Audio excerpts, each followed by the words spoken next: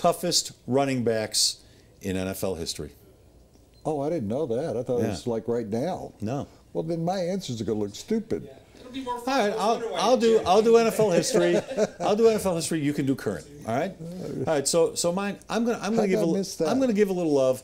By the way, I need to say I'm sorry to quite a few running backs who should be on this list. It was really hard whittling it down to 6. So sorry to Rocky Blyer, who played with bad legs and feet. Yeah. Sorry to. Well, there are a lot of guys. I'm sorry. Well, if you don't have one guy on that list, then my number 6. I'm going to give some love to a local, Terrell Davis. People underestimate how tough he was. His toughness was even questioned after he had that ACL, and that frosted me and it frosted him. Terrell Davis never was taken down by the first guy to hit him.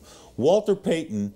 Nobody thinks of him as being tough. They think of him as being talented and versatile. He was one of the toughest SOBs I've ever seen run with the ball. A stiff arm like few others. Number 4, John Riggins. Number 3, Larry Zonka. Number 2, Jim Brown, although Woody might put him number 1. And number 1, the guy who is just, when I go back and I look at the YouTube film of him running the ball, nobody, you talk about carrying a team, he would carry the whole other team on his back on the way to the goal line. So Earl Campbell is my number 1. All right, you got 2 minutes to do yours. I have the vision. I'll make that really quick because I totally screwed it up because I had 6 guys today. But Steve Foley and I always talked about it. Steve Foley was lined up. Earl Campbell was coming at him, got outside, and Steve Foley's there. And the next thing is like in the Road Runner cartoons. Yeah, beep, beep. Where the blacktop runs over, the machine that lays out blacktop runs over. Wile E. Coyote. Foley's like laid out. He went, the next thing is, I'm on the ground buried about 2 feet. I also struggled with whether or not I should put Bo Jackson on that list, but I can only do 6. So, all right, the 6 current toughest running backs. Number 6, blunt instrument. I think the Patriots, they're about the only people that can get anything out of him, but he's tough. He's a tough runner.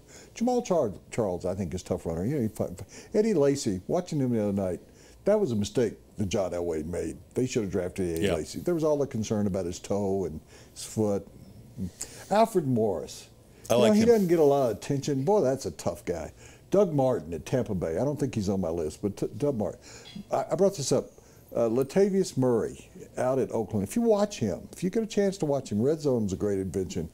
I took him on FanDuel last week, so I watched a little bit of him. He is a tough guy. Yeah. He's worked hard to get where he is. Number 1 on my list is Jared Hayne. You like the rugby guy. Well, is there a tougher? There's not a football player that's as tough as a rugby. Rugby players play without uniforms. They play without headgear. They just go out and play. Rugby players are my favorite people. And you know what they do? My daughter went to school in England, and she lived in a complex with rugby players. After every game, they all go to a pub together, and they all get up if they win and moon everybody in the crowd.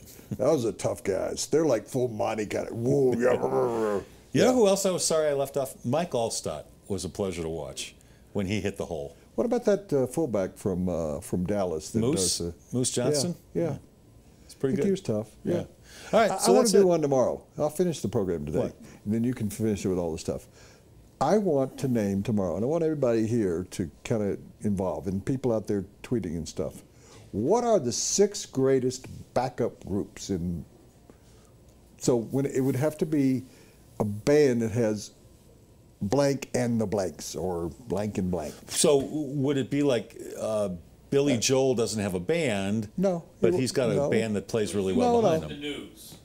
Louis Like Hughes that? in the News. Okay. I'll give you one. Hootie and the Blowfish. Okay. Whatever happened to the Blowfish? Yeah. So as a result, they're sitting home and collecting their money. But so there's a few famous ones. So is that okay if we do that one tomorrow? Sure. It's Friday That's our afternoon. pick 6. Let's have fun with it. Absolutely. So I want people to tweet us theirs, because think about through the history of blank and the blanks. I like that. If people tweet it to us, then we won't have to think about them. Well, we use theirs. Yeah, fine. We'll just do theirs instead of our own. One less thing I have to do for tomorrow's show. Okay. I like it. Okay. All right. If you missed any of today's show, go to denverpost.com and watch our clips.